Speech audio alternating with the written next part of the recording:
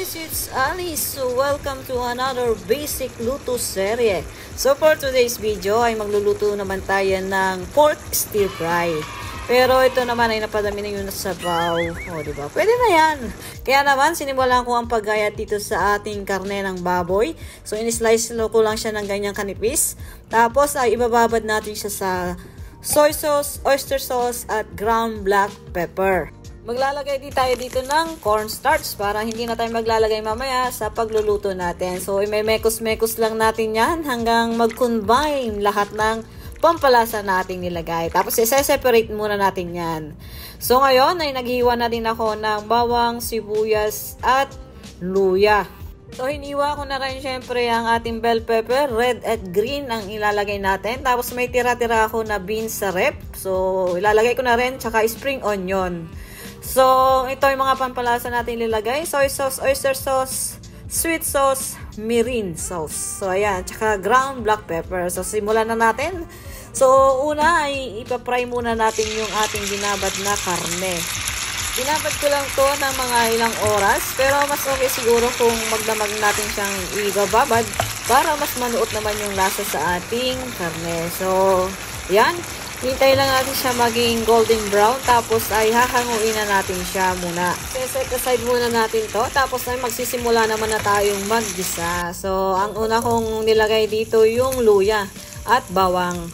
Papalabasin muna natin yung aroma niya.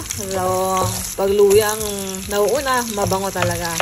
So, ayan. Tapos ay nilagay na natin ang sibuyas. So, itong beans naman ay optional lang. Dahil yan ay meron na ako sa rep. Kaysa naman masayang nilagay ko na rin. So, isinunod ko na dito ang ating bell pepper, yung red at green. Tapos, ay naglagay din ako ng manghang na green chili.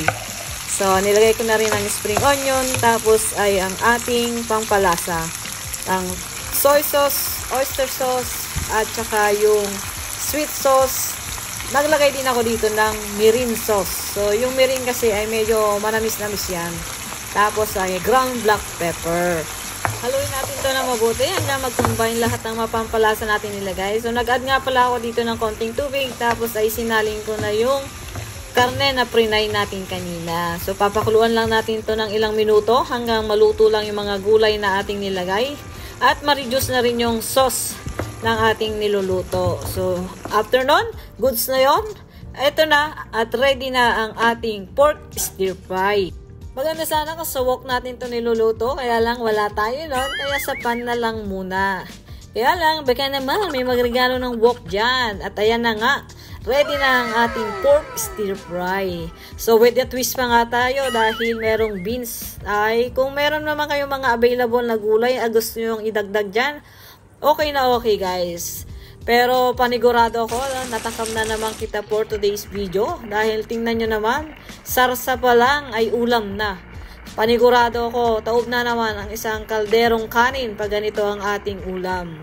Sure din ako, pag nasubukan mo ang ganitong luto, baka napanapin mo at hindi nga na kumain sa mga Chinese restaurant na kalimitan nagluluto ng ganito.